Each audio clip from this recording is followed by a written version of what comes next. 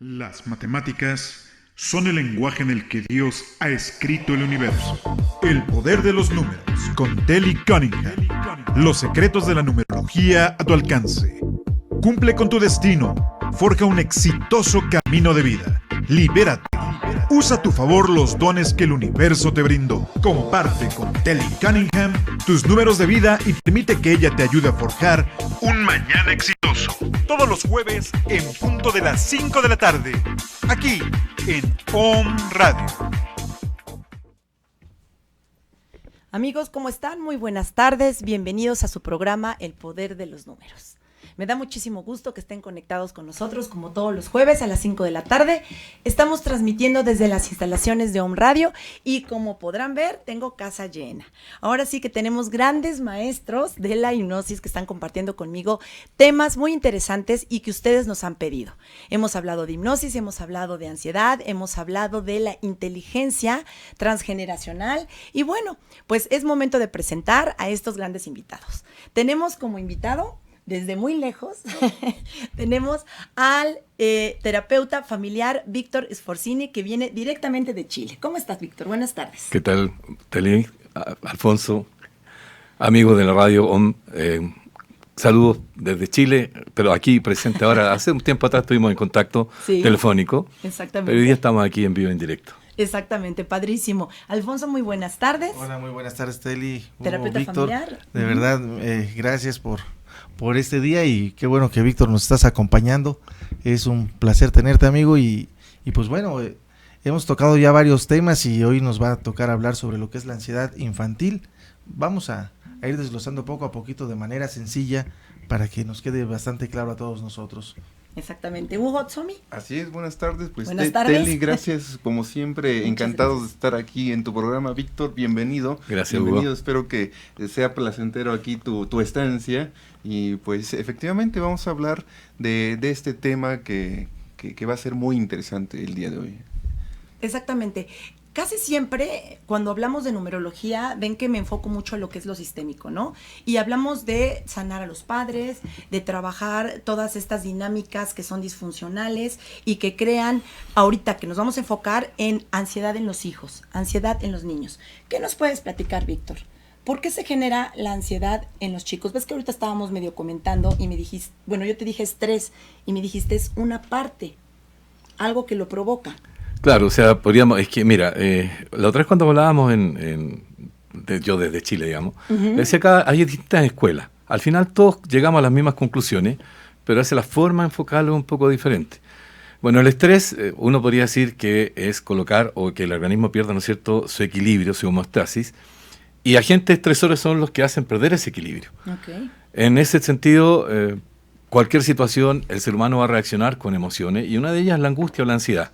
También nosotros hablamos de que la angustia es cuando te provoca algún sufrimiento mental, y entonces cuando se radica en la mente hablamos de angustia, cuando se radica en el cuerpo como respuesta hablamos de ansiedad.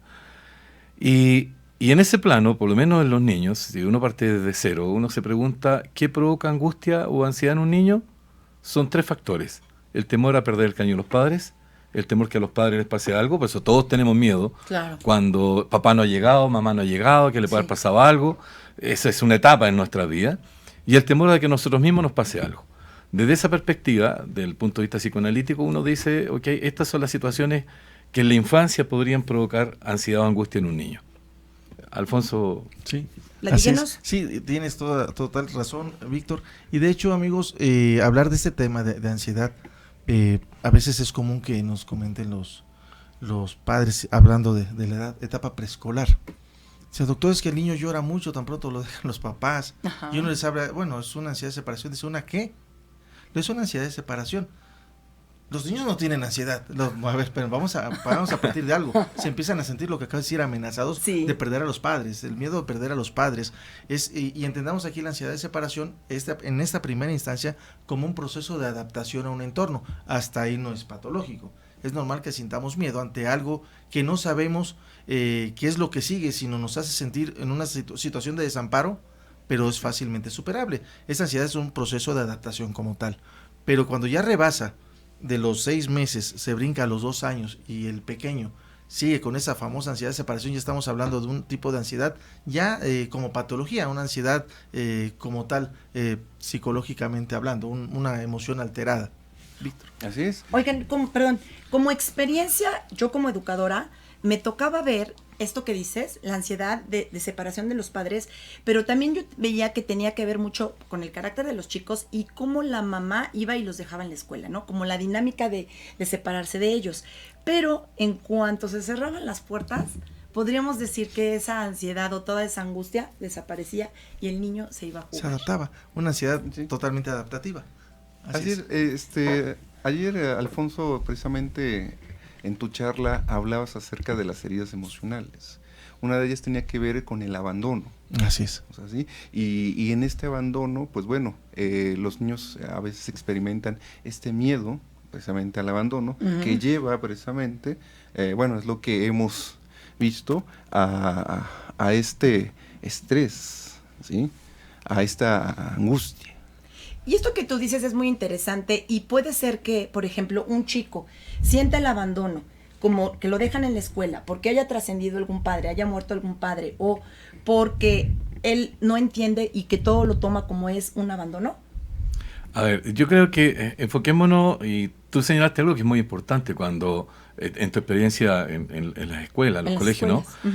Que son los padres los que transmiten la ansiedad de la separación. Exacto. Entonces, por ejemplo, cuando encontramos madres muy sobreprotectoras, son ellas las que tienen el miedo a la separación de niños y se lo transmiten. Sí. Y este niño absorbe de alguna manera, porque todos sabemos que sobre todo en la infancia, la mayor parte de nuestra comunicación es no verbal. Sí. Entonces el niño va integrando ese mensaje de la madre y a él le aparece el miedo porque la ansiedad, como te digo, lo va transmitiendo la mamá. Hay una experiencia que se realizó en Estados Unidos que demostraba esto, que se descubrió, por ejemplo, en una cárcel de mujeres que los días, ponte tú los días jueves, los niños hacían desórdenes gastrointestinales.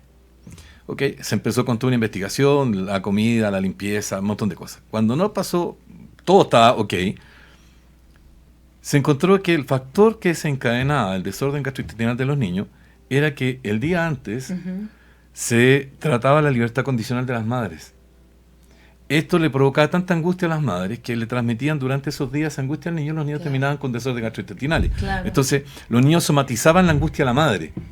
De hecho, también en cuanto a, por ejemplo, la fobia a la escuela, que alguna vez lo tiene que vivir con algún niño. Por supuesto. En psicoanálisis se dice que la fobia a la escuela es el equivalente a una depresión de un adulto porque un niño no puede elaborar una neurosis.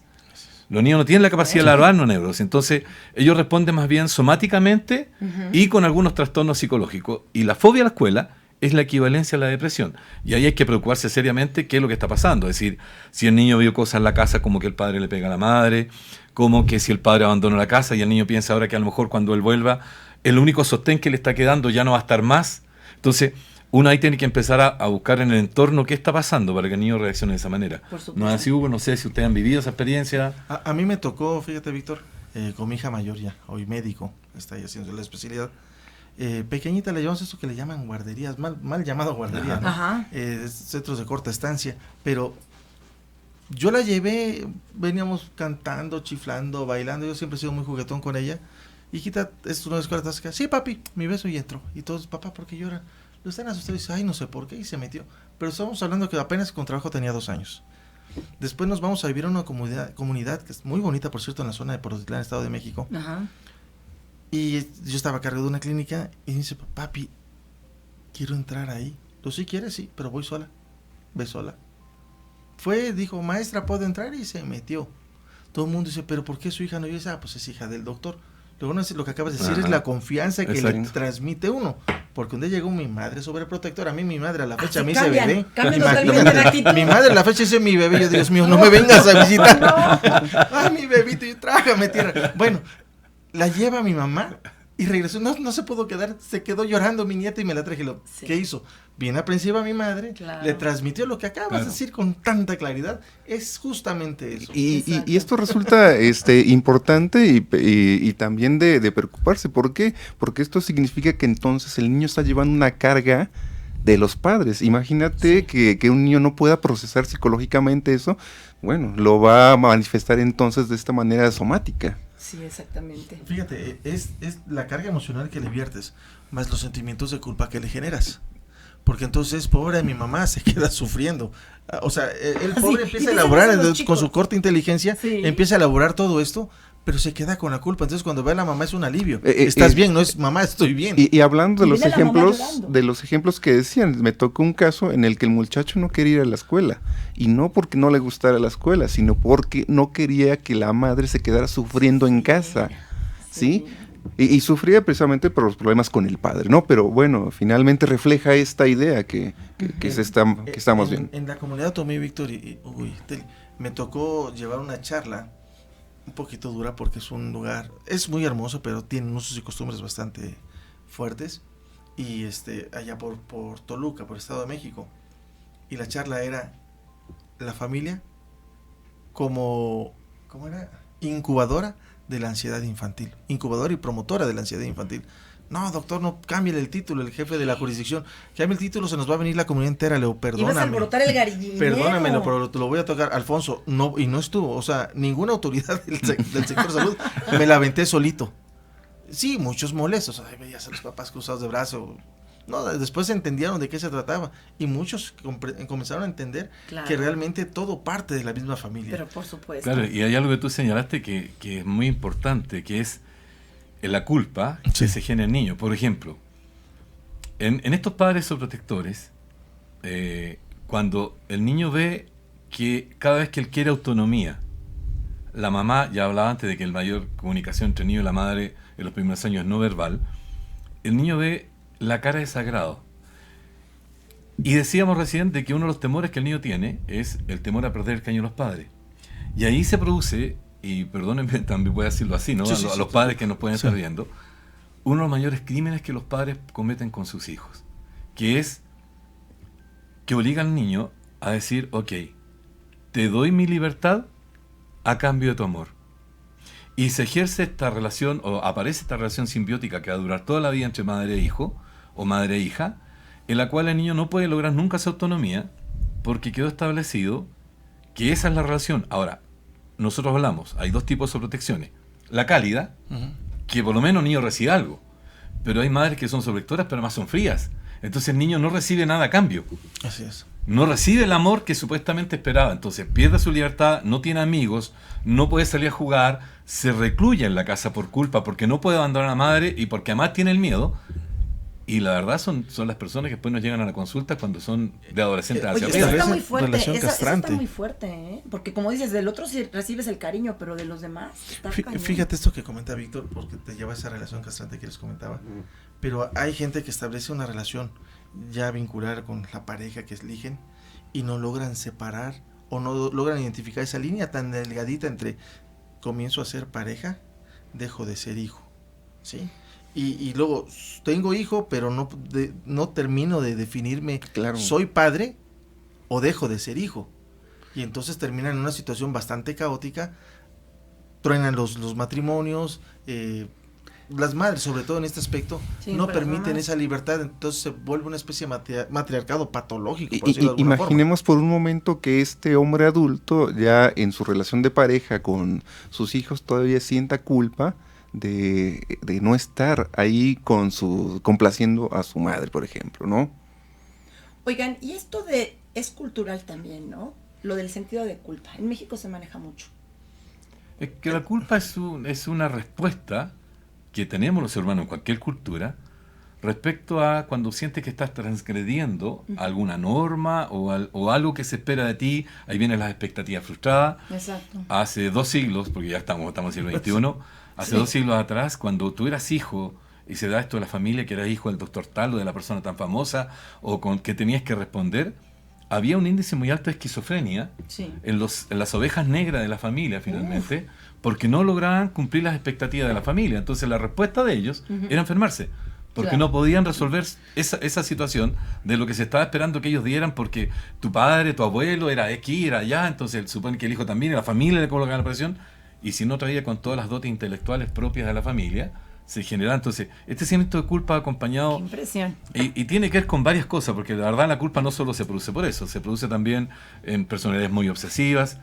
Ahora, me gustaría también plantear la otra situación, porque si no va a quedar solo que la sobreprotección provoca ansiedad. Así es. En las casas donde los padres son muy castigadores, muy exigentes, muy perfeccionistas. Perfeccionistas. Todo eso en el hogar va a provocar, ¿no es cierto, Alfonso Hugo, la ansiedad de los niños. Así es. Sí. Porque Totalmente. va generando toda esta situación. Fíjate que una investigación que se hizo, lógicamente se hizo del mundo, pero no estuvieron todos. ¿Quiénes eran los más tímidos del mundo? ¿Y quiénes eran los menos tímidos del mundo? Participaron los israelitas, italianos, japoneses, estadounidenses, alemanes, Francia, Italia, un grupo más o menos considerable de países. ¿Quién se encontró que eran los más tímidos? Los japoneses, que además también tienen un alto índice de suicidio en la juventud, ¿no? ¿Por qué? Porque ellos cualquier fracaso que tengan arrastran el honor de la familia. Sí, Eso es un sí. gran- ¿Y quién lo se que hemos encontró platicado. que eran los menos tímidos del mundo? Y nadie se lo esperaba. ¿Quién es? Los israelitas. Ok.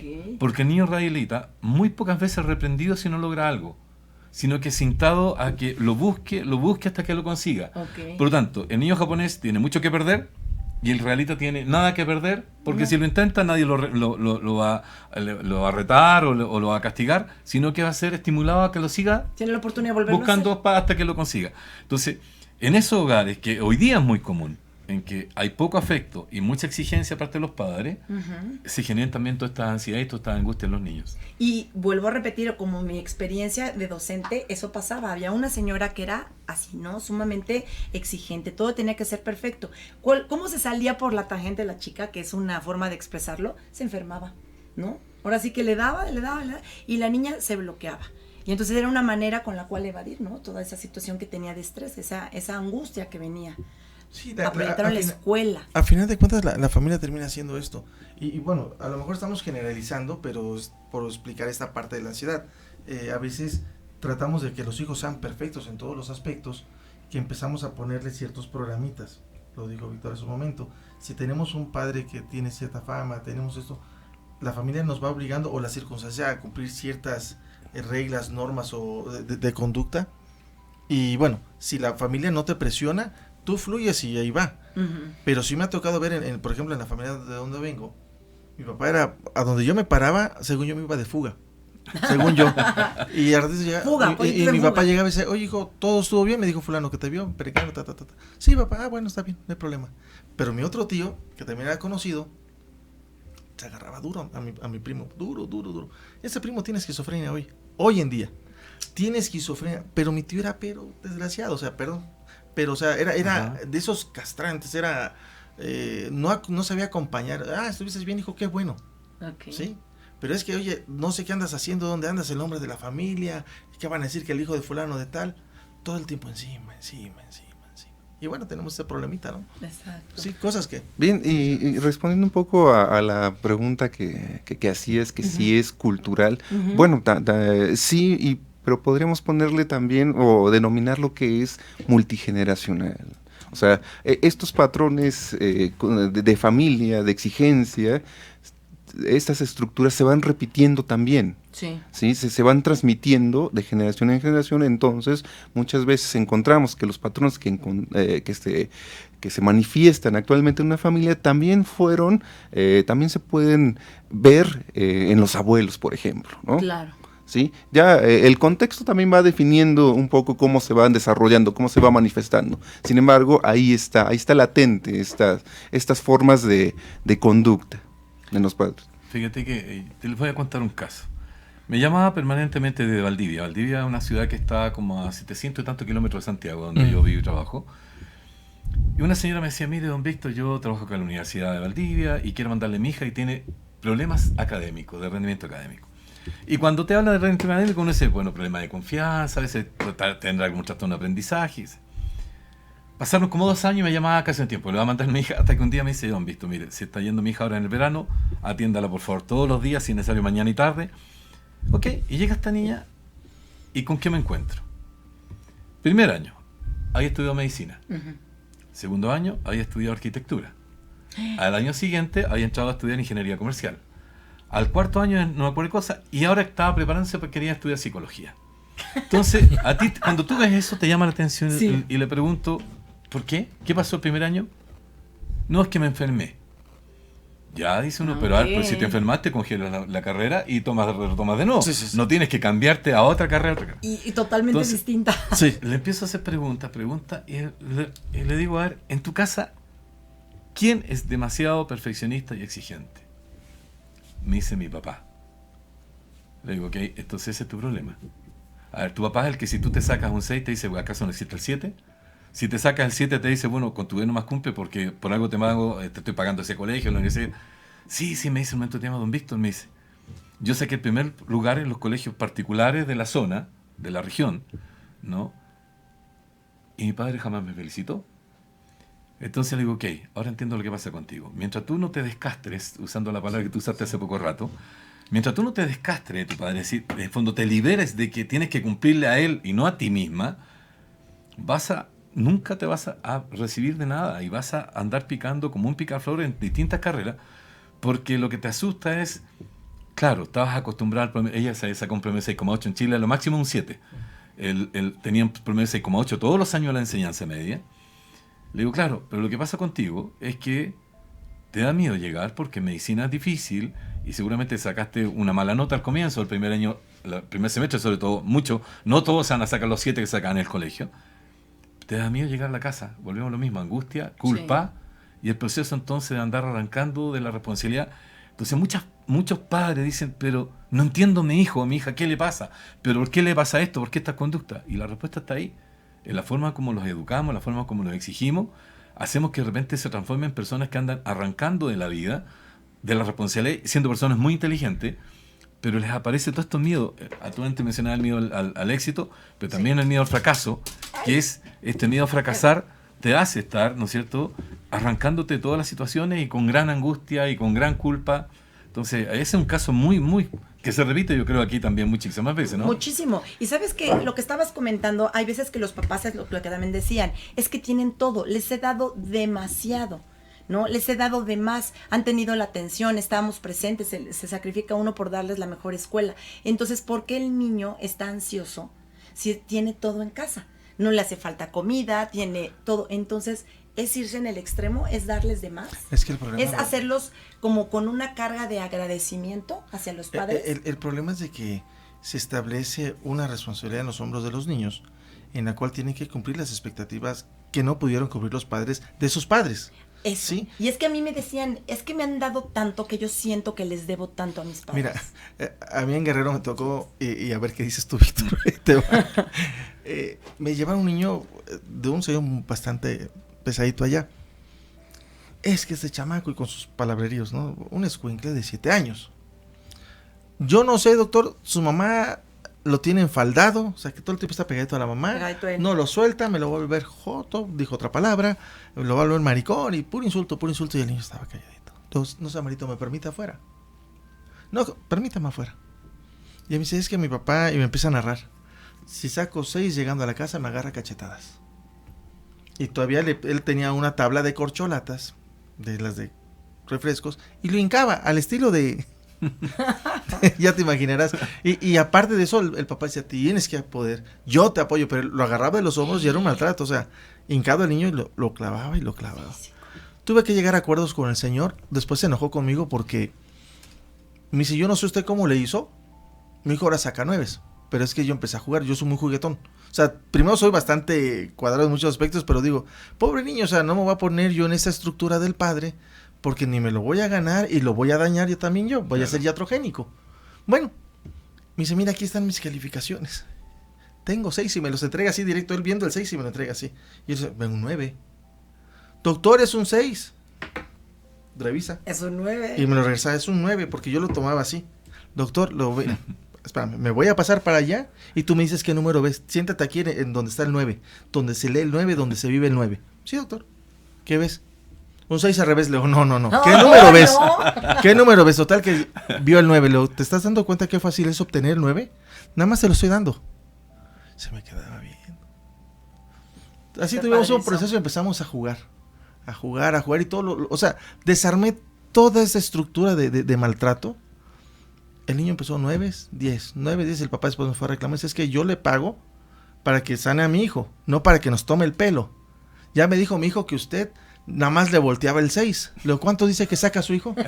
9. Luego, ya cumplimos un requisito. Sí, pero ahora mi hijo está todo el tiempo sonriente. Eso está mal, doctor. La Ay, vida es no, por difícil. Dios, o sea, Eso no- está no mal. quiere Dije, nada. híjole, No quiere usted nada. necesita O sea, terapia.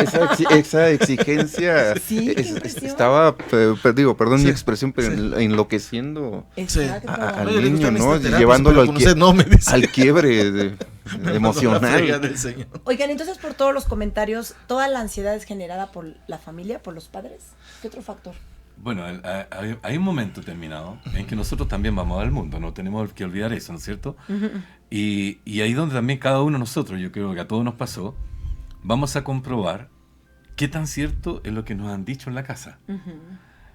A veces, efectivamente, tú tienes la corroboración. Por ejemplo, a una hija, si tú le dices, tú eres la niña más linda del mundo, y la niña crece con ese discurso, pero cuando ya se hace grande va a una fiesta y nadie la saca a bailar, Pues yo soy la entonces más linda. hay un problema entre los dos discursos.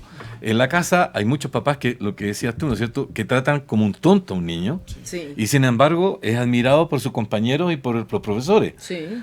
Entonces, que les tiene que haber pasado a todos, de que cuando te dicen, ¿estás seguro que está el informe personal de mi hijo? Pero si mi hijo en la casa es un demonio, y aquí dice que el niño es perfecto, que es Excelente. educado, respetuoso. Entonces, uno, ¿qué les dice? Es que pregúntese qué es lo que hace usted con él en la casa, para que el niño tenga ese tipo de respuesta en la casa y este otro tipo de comportamiento acá. Entonces, cuando nosotros en todos los factores vamos finalmente al mundo, vamos a corroborar, no porque con nuestra intención, sino qué tan cierto es eso que nos han dicho. Claro. Por ejemplo, pero yo me voy a referir voy a hacer una cosa bien especial, ¿no? Que yo siempre le digo que en serio y en broma yo me la creí. Los Sforzini somos solamente uno en Chile. Era mi padre y después venía yo, digamos, ¿no? Ahora está mi hijo. Pero no hay más Sforzini. Entonces, mi padre siempre me decía discursos como, que lo conté en un relato, en un reportaje, Sí. que los Sforzini éramos especiales, que éramos únicos, y que etcétera, etcétera.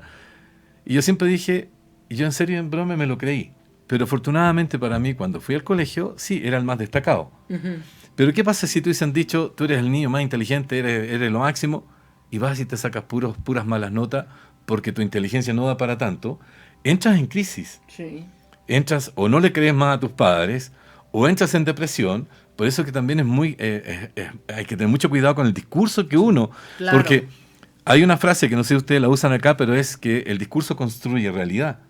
Y por lo tanto, cuando uno le dice cosas a sus hijos, le está construyendo su realidad. Sí. Ellos son el constructo del lenguaje, el discurso que nosotros les damos, esos son ellos. Sí. Por eso que después no nos podemos quejar de quiénes son o cómo se sienten ellos mismos. Pero ¿cómo eres así? Pero uno me pregunta, pero dile que le dijiste, ¿de qué lo nutriste? ¿Con qué Exacto. palabras lo fuiste nutriendo? Su autoestima, su desarrollo, porque ahí está la respuesta. Exacto. La palabra puede ser el perfecto abrazo, puede ser la perfecta caricia o puede ser el perfecto martillazo. Sí, la palabra puede ser ese programa que se va a instalar en el chip del cerebro, como un chip que va a tener que cumplir como una sentencia que se autocumple, ¿no? A final Ajá, de cuentas. la autoprofecía cumplida. Exacto, autoprofecía cumplida, exactamente. Pero si a los niños los sabemos acompañar, aunque tengan las dificultades que tengan a nivel emocional, porque también hay que tomar en cuenta, si hay problemas en casa, el niño puede tener sus propios problemas, pero el que está frente al aula, frente a los alumnos, también tiene su propia historia. Y hay maestros que llegan y maltratan a los niños. Sí, Yo claro. tuve mucho maestro maltratador. Sí, por y supuesto. todavía en algunas escuelas todavía les pegan, todavía los jalan de las patillas. Bueno, eso en o Chile descalifican. está condenado con cárcel. No, aquí Acá también, también, pero, sí, pero ya no. hay muchas cosas que no se deben hacer. A final de cuentas, tenemos nosotros que ir revisando poco a poco, como tú dices bien, esos discursos en casa y tener que estar pendiente de los discursos en la escuela. Sí, por supuesto. Porque si no, vamos Sí. perdiendo todo. Sí, efectivamente, o sea, la familia va a ser este lugar en donde se van a gestar todas estas potencialidades de los niños, todas estas capacidades, los logros, pero también a su vez esta familia, de acuerdo a los patrones de conducta, pues también va a ser en donde se generen pues estos problemas, estas ansiedades, estas situaciones conflictivas en los niños. Claro. Y- Oigan, ¿se ha incrementado esta ansiedad por esta época? ¿Por los medios de comunicación? Yo creo por que la tecnología. yo creo que lo que más ha provocado el aumento de la ansiedad es que hoy día los niños crecen solos en casi todas partes del mundo. Los padres están dedicados a producir dinero. No está mal que la mujer busque su realización, ¿no? Yo no voy a caer en ese machismo. Pero la verdad es que Hoy día en los países desarrollados se le está pagando a uno o dos padres para que se quede en la casa, porque ya está demostrado el fracaso que significa que los niños crezcan solos. Claro. Por lo tanto, a papá o mamá en un montón de países dice, señor, por 3 años usted tiene su trabajo asegurado, cuando usted vuelva hasta ahí y le pagamos un sueldo, ¿quién se queda criando al niño? El papá o la mamá nos da lo mismo, pero uno o dos se quedan en casa. Claro. Ahora, otra cosa para no pasar por alto, sí que no nos olvidemos que también tenemos una carga genética, esto tú decías respecto a lo del entorno. Sí. O sea, por ejemplo, más o menos de cada 10 niños, 3 o 4 pueden nacer tímidos. Ujú. Lo que implica que ya es un niño que desde la cuna el corazón le palpita más rápido, frente a la respuesta frente a los extraños es inmediatamente también su corazón se acelera, son más miedosos, son los niños reacios a probar alimentos nuevos, a vivir experiencias nuevas. Entonces estos niños ya también vienen con una predisposición a la ansiedad mucho mayor sin que pase nada. Los papás pueden ser, entre comillas, perfectos, Sí. pero el niño, este 30-40% de niños que trae este problema, va a estar viviendo la vida con un grado de ansiedad muy alto. No sé, la experiencia de ustedes, si eso se da acá. Expuestos. Sí, Ajá. sí, eso es muy notorio hoy en día, tal como lo mencionas. Si bien se sabe que a nivel mundial el promedio es de un 20 a 25% de la población mundial padece de ansiedad, no es tan medible fácilmente en los niños. ¿Por qué? Porque muchas veces de los niños no sabemos nada más que una mala conducta y los papás prefieren que no se sepa más allá y se maquillan muchas cosas, ¿no? Sí, exacto. Pero tal cual lo estaba comentando Víctor, ¿no? Pero yo veía eso, ¿no? Bueno, yo me acuerdo en mi época, como que estábamos tranquilos, como que nuestros papás nos dejaban que hiciéramos lo que podíamos, el maestro era una autoridad, pero ahorita hay mucha competitividad, tienes que ser el primero, tienes que ser el mejor, tienes que lograr no sé qué, tienes que tener, hasta en la tecnología, el mejor celular, las cosas han cambiado, y eso les genera ansiedad a los chicos. Los sentimientos de frustración a través de tener qué marca, qué aparatos, qué cosas, generan en los niños vacío, frustración, y hoy en día ningún niño tiene la capacidad del manejo de la frustración, lo cual los va a llevar a una crisis existencial y va a rebotar a la depresión, va a rebotar mucho más, primero a la ansiedad y de ahí a la depresión. Y eso es muy importante, ¿no? Que están solos, crecen solos. Por mucho tiempo se han analizado estos fenómenos que se generan dentro de la familia, ¿no? Permanecen, siguen, solamente, bueno, es mi apreciación que en estos tiempos, aunado a estos que ya se detectan, que siguen, pues bueno, ya se han generado otros, igual por lo que se menciona, ¿no? La tecnología que está en la palma de todos y que, bueno, la respuesta inmediata es lo que va generando, bueno, lo que se ha detectado últimamente, ¿no? Que los chicos necesitan una respuesta rápida. Sí, ¿sí? Es lo que yo veo, y si no la rápido. tienen, bueno, pues esto igual causa estrés. Y poca tolerancia a la frustración. Exacto. ¿no? Claro, porque viene desde uno, que los padres llegan hoy día muy cansados, por lo que hemos hablado, que ellos también se desgastan durante el día. A lo mejor, yo no sé si acá en México tiene el problema, pero también es mundial. Sí. El famoso deseo, no, me refiero al deseo sexual inhibido, en cuando las parejas no tienen vida sexual, ¿no? ¿Y por qué? Porque son socios en construir un mundo donde tienen mejor vivir, se van a mejores sectores, pueden comprarse mejores autos, etcétera, etcétera. Tienen mejores vacaciones. Y cuando tienen hijos, los niños crecen muy abandonados, lo que decía antes. Entonces, esto genera que el niño no recibe. Nosotros recibíamos desde la fábula, ¿no? Te contaban fábulas, te hacían reflexionar, todo aquello que te iba permitiendo incorporar cosas y mensajes que te hacían entender un poco la vida. El niño hoy día crece solo, absolutamente solo. Sí, mucho. No es por menospreciar, pero yo una vez lo mencionaba en mi programa allá en Chile, en la radio y la televisión. Decía, yo no menosprecio una nana, pero nana le llamamos nosotros ya a las domésticas, no se llama aquí, okay.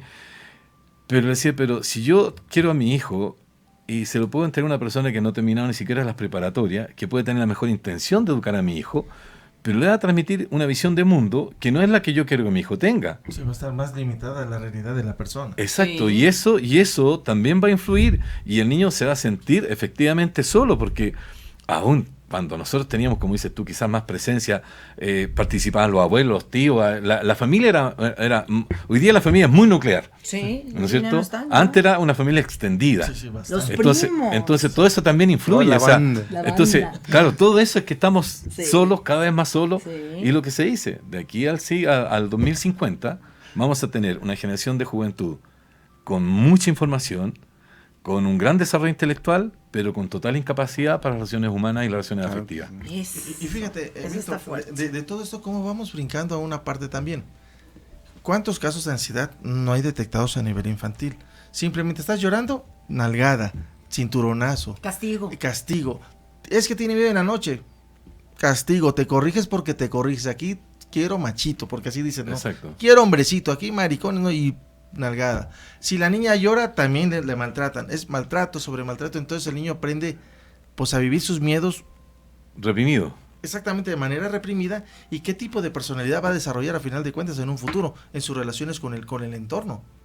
¿Sí? Ahora, súmale que los papás se separan o se divorcian y entonces ocupan al niño para mandar los mensajes, ¿no? Lo que dice tu mamá, lo que dice tu papá, y entonces... Una triangulación, lo triangulan al niño para... Y bueno, esto también tiene un grado de estrés, ¿no? Porque ¿a qué padre le voy a hacer caso? Si le hago caso a pues el otro me va a reclamar o voy a sentir que traiciona al otro. Claro, ahí viene de nuevo, y de nuevo perdemos la culpa. Otra vez comenzamos con la culpa. Exactamente. La pregunta sería, A ver. Leo, porque luego en la consulta cuando hablo de la timidez, dicen que no es para ahí, pero a ver a ustedes dos. ¿Un niño tímido es un niño ansioso? ¿O tiene posibilidad de ser un niño ansioso? ¿La timidez? Sí, lógico. Y es lo que yo comento. Porque siempre piensas en la ansiedad como alguien que está así, ¿no? Sí. Pero no alguien que está Sí, tranquilo, pasivo. un niño tímido es aquel que no tiene la capacidad de interactuar con el entorno porque no se siente seguro de sí mismo, es Pero un por rasgo dentro, ¿cómo ansioso. está? Ajá. Y muchos dicen, no, es su personalidad, está bien. Y entramos en unos Bueno, y debates tan claro, así, Alfonso, que sí. en psicoanálisis nosotros hablamos de angustia social. Así es. No hablamos de timidez, angustia social, angustia social. que lo define perfectamente. Y es el temor Angustia. a todos los demás, o los otros seres humanos, y sentirte, como dices tú, con autoestima menor, y tú eres lo peor ahí. Entonces, lógicamente, eso te hace, con la frente al mundo, tener un grado de ansiedad muy alto permanentemente. Y eso lo comento porque es importante que si tienen hijos y son retraídos, no da lata, ahí está, ni ruido hace. Ni ruido Lo hace. dejas en aquel rinconcito y llega la familia y dice, hola, ¿qué tal? Y se vuelve a meterse, pero sí sale y saluda y se guarda. Ay, ¿Qué no. está sucediendo? Está en ansiedad, estado extremo de Hay que ansiedad. estar prestando atención. Oigan, vamos a contestar rapidísimo unas preguntitas. Ok. Miren, Marisa Ruiz Sánchez y Mari Poblano nos están mirando. Randy Novoselic, excelente tema. Oli Armendaris, hola, el día de hoy soñé un número, me saca ya un número, ¿tendrá algún significado? Recuerda que la suma de todos esos números, súmale y yo te digo la interpretación de lo que significa para ti. Marisa Ruiz Sánchez, teacher de mi corazón, excelente numeróloga. Gracias, amiga mía. Un abrazo. Randy otra vez nos manda mensaje, totalmente de acuerdo, es aprendido y transmitido. Maritere Delfín, excelente tema, saludos. Hola Teli, saludos a todos. Randy, claro, una nutrición emocional sana es la mejor manera de enseñar a un ser adulto sano. María José Borsani nos está mirando desde Uruguay, oigan, siempre está presente María José. Saludos a Uruguay. Muchos abrazos. Ofe Martínez, vamos a andar por allá, Marijo, acuérdate que vamos a dar numerología. Ofe Martínez, qué buen programa, saludos. Valarenas nos está mirando. Mari Poblano, saludos, Miss, excelente programa, muchas gracias. Erika Narváez, excelente tema. Miros, ¿la enuresis puede ser provocada por la ansiedad en el niño? Enuresis en Exacto. Mira, fíjate que, a ver, voy a contar así. La forma de comunicarse conmigo en Chile es que la gente me llama por teléfono. Y yo ahí, ese es el primer filtro que tengo para atender. Y me llaman muchas veces, porque como un programa también en la radio y televisión, y me dicen, mire, ¿usted atiende niño? Depende. ¿Qué problema tiene? La enuresis, o la onicofagia, que se coman las uñas, qué sé yo. Entonces yo le digo, a ver, siempre hago esta pregunta. ¿Quién en la casa es muy dominante, muy sobreprotector, muy acá, muy allá? Me dice, yo o mi marido. ¿Por qué? Bueno, por eso el niño se orina. El niño expresa en la noche la ansiedad que ha acumulado durante todo el día.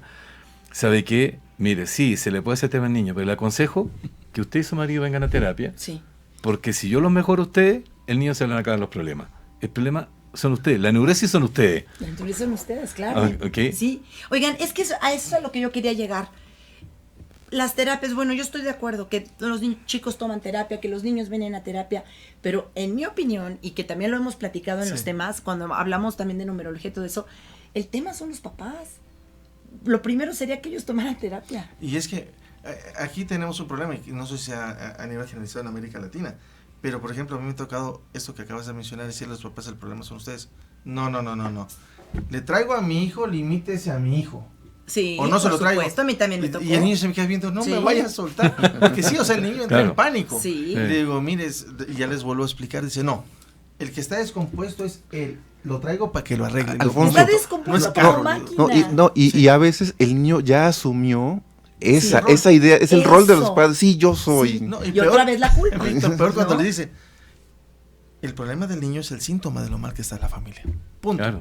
y se enojan todavía más, pero sí, claro. pues hay que buscar la forma, pero al tocar esos temas aquí en este instante es para que todos tomemos conciencia en casa de lo que tenemos que empezar a prestar atención.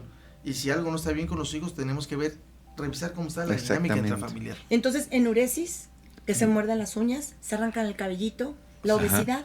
La tricotilomanía se llama eso, arrancarse los pelos del cuerpo. Así es. Sí, la obesidad también, hay mucho comedor compulsivo. Exacto. Claro, lo que pasa es que, por ejemplo, frente al comer, yo diferenciaría al niño con el adulto. ¿En qué sentido? En el niño, básicamente, claro, ¿qué es lo que nos pasa a todos? Tú lloras, te meten un chupete en la boca, no sé cómo le llaman acá, o un chupón, o el pecho materno. Entonces, tú aprendes, ¿no?, de que eso te reconforta. Claro. Cuando tienes ansiedad, esto que hablamos de estrés, por ejemplo, también si estás sometido a estrés por el colegio, por los niños, porque te cuesta adaptarte, en la mente tuya está el recuerdo de que llevándote algo a la boca, te gratificas y te calmas. Y el niño empieza a buscar a través de la comida, después es el alcohol, después son las drogas, el cigarrillo, una gratificación. Claro. Ese es un primer paso. Otro paso que se da después más en el adulto son las personas que, y esto es grave que los padres también lo entiendan, que le enseñan a sus hijos a no quererse a sí mismos, a odiarse a sí mismos. Sí. Eso es la gravedad que a veces el padre no entiende. Yo estoy haciendo que mi hijo no se quiera. Claro. Y cuando tú no te quieres, te destruyes. Entonces, por eso que también lo mismo de nuevo, la obesidad, el alcohol exagerado, la droga, son procesos, son suicidios lentos. En psicoanálisis se habla que son suicidios lentos. Entonces, tú te vas autodestruyendo porque no te quieres y odias una parte de ti y empiezas a destruirla. Y también se da ese proceso, no sé cuánto acá en México ustedes lo veían de esa manera también, digamos, ¿no? Y luego el problema es de que los padres quieren construir hijos perfectos, triunfadores, es lo que pero no estamos empezando a ver de que yo aparentemente construyo y forzo al pequeño a vivir esta frustración y vacíos míos o requerimientos míos, pero estoy destruyéndolo a nivel emocional, le estoy fragmentando totalmente su propia personalidad. Entonces es una persona que va a crecer con demasiados vacíos, donde entraría todo esto que hablamos en su momento de las heridas emocionales, que va a ir predisponiendo una serie de trastornos de personalidad, una serie de trastornos psicosomáticos, una serie de graves problemas. Sí, como lo hemos dicho en otras ocasiones, finalmente todo esto se va a manifestar. Lo decías, se va a manifestar en el cuerpo, va a manifestar en la conducta, se va a manifestar en nuestros pensamientos, en nuestro ser. Exacto. Me hacen una pregunta, ¿cómo tratarlo? ¿Siempre tiene que ser tratamiento con medicamento controlado? Bueno, ¿cuál? El de la ansiedad en el niño, el de la enuresis. Miros nos vuelve a preguntar, ¿no? Porque está hablando sobre la enuresis y dice que cómo tratarlo, cómo tratar eso, que si se tienen que medicar los chicos. También igual, por experiencia en escuelas, los niños luego les daban el tafil, ¿no? Esténse quietecitos, les daban el tafil. No, eso es un grave error, porque para empezar, si tenemos un niño con enuresis, tenemos que irnos primero por lo sencillo, no tan elaborado. ¿Qué problemas emocionales puede tener el niño? Empezamos a indagar. Si veo que aparentemente no hay un problema emocional, tengo que empezar a revisar la parte fisiológica. Exacto. ¿Sí? Claro. Si descarto la parte fisiológica con la pena, tengo que revisar qué situación hay aquí, a nivel emocional, en la convivencia intrafamiliar o en el entorno que se encuentre. Si requiere, después de una valoración fisiológica o neurofisiológica, requiere de tratamiento, se da. Pero estamos hablando de pruebas, donde estamos corroborando el evento clínico, la perspectiva clínica con los resultados y lo que tenemos en el niño se podrá dar. Pero todos estos tipos de problemas, cuando es emocional, solamente un proceso psicoterapéutico y corregir toda la situación de irritabilidad emocional que hay en casa. Okay. Mira, tan importante lo que dice Alfonso, que yo he colocado un ejemplo, saliéndonos ya un poco del niño, que, por ejemplo, las fobias. Las fobias son... Sí, las fobias. La fobia... un adulto puede tener, y un niño, pero hablemos del adulto, puede ser una situación traumática, las depresiones provocan fobia, las neurosis obsesivas provocan fobia, la neurosis de angustia te pueden provocar fobia, existe la neurosis fóbica. Entonces, en algunos es indispensable, o el acompañamiento con el medicamento te ayuda a salir más rápido. Eso. ¿Okay? La fobia, la depresión, es básicamente medicamento. El antidepresivo es el que corrige la fobia. ¿No? Ahí no ni tratamiento, no. Ahí es fundamental el remedio, porque la fobia pasa a ser un síntoma más de la depresión como entidad, ¿no?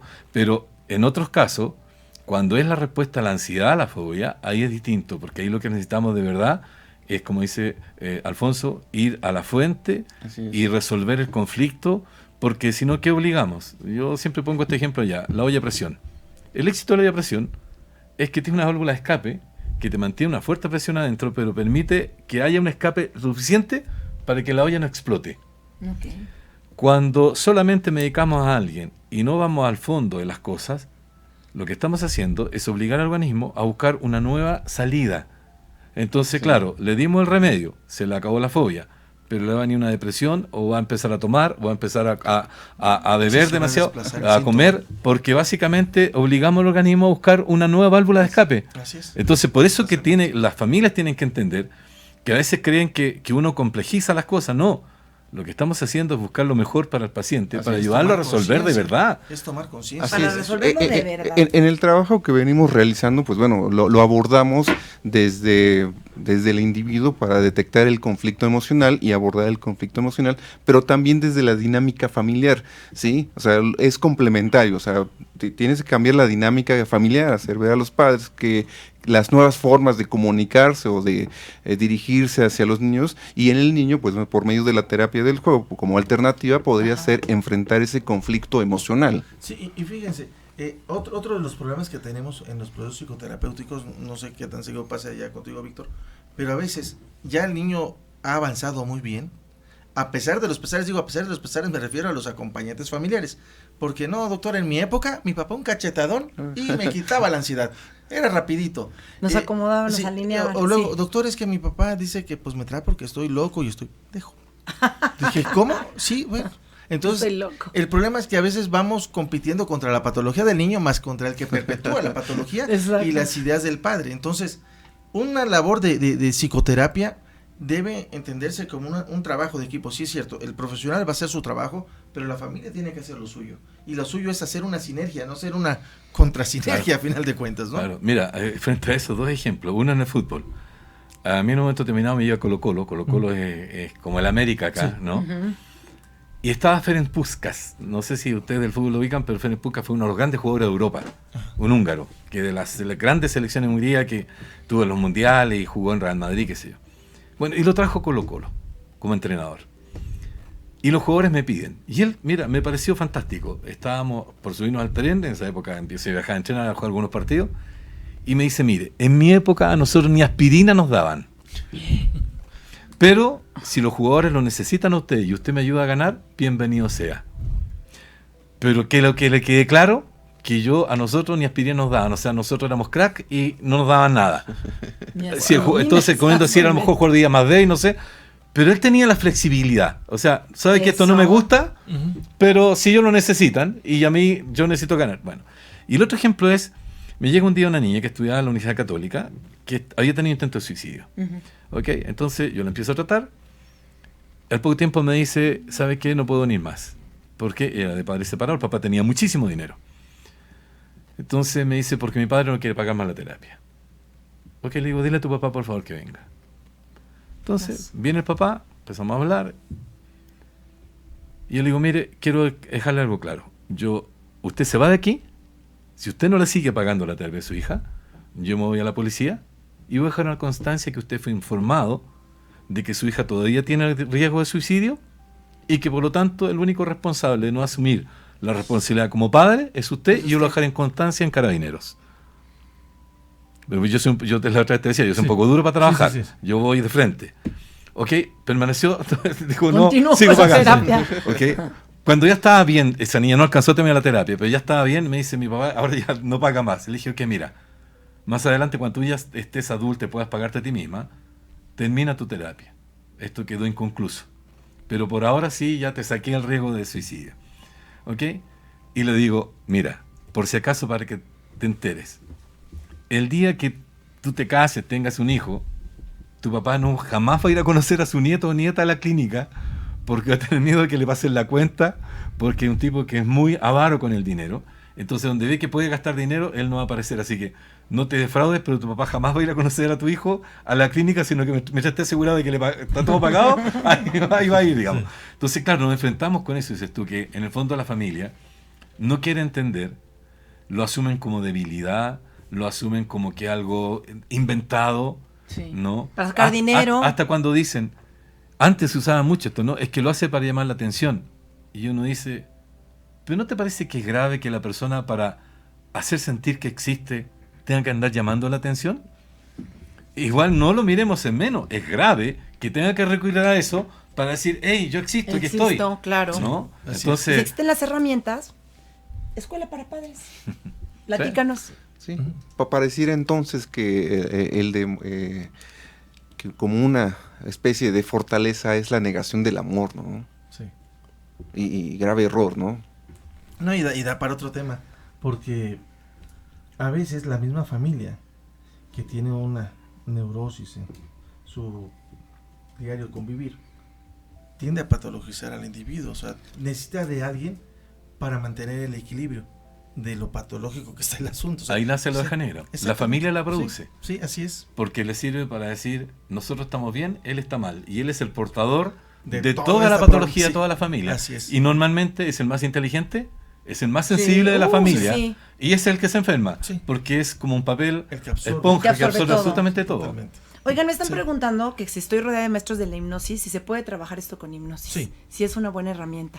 Sí, totalmente. A Así ver, es. don Víctor. Sí, o sea, Eres el maestro, el el maestro, el gran ¿En maestro. chicos? ¿En chicos? en pequeños? cualquiera. Lo que pasa es que yo ahí comparto y creo que con Alfonso, por algo, además nos hicimos amigos, tenemos algunas visiones muy similares de la vida y de lo que es el trabajo, que es, la hipnosis es una herramienta muy poderosa y que además puede reemplazar el fármaco. O sea, yo en vez de darle un ansiolítico al niño, mientras le estoy tratando la parte psicológica, entre comillas, lo estoy apoyando con hipnosis. Ok. Entonces, indudablemente que es fantástico, pero tiene que ser complementado. O sea, la hipnosis sola no, el remedio solo no, los complementos, que en la psicoterapia, como decía Alfonso, más cualquier técnica de apoyo es fantástico porque acelera terapia, porque anda muy bien. Y lógicamente la hipnosis es una herramienta muy, muy poderosa. Muy poderosa. Grandioso. Pues tenemos aquí un banner que me gustaría que Fer nos ayudara a compartir. Las estrategias terapéuticas para el manejo del estrés. ¿Tienen ustedes un curso, Dodge? Sí, el sábado 14 de marzo. Sábado 14 de marzo va a venir el maestro Omar González, otro no se gran pierdan- maestro. Otro gran maestro, no se pierdan esta magnífica oportunidad porque es abierto al público en general para que vengan a adquirir un poco de herramienta de forma sencilla de alguien que es experto en el área para que, vamos, tengan un recurso más para cómo enfrentar eso que es tan cotidiano.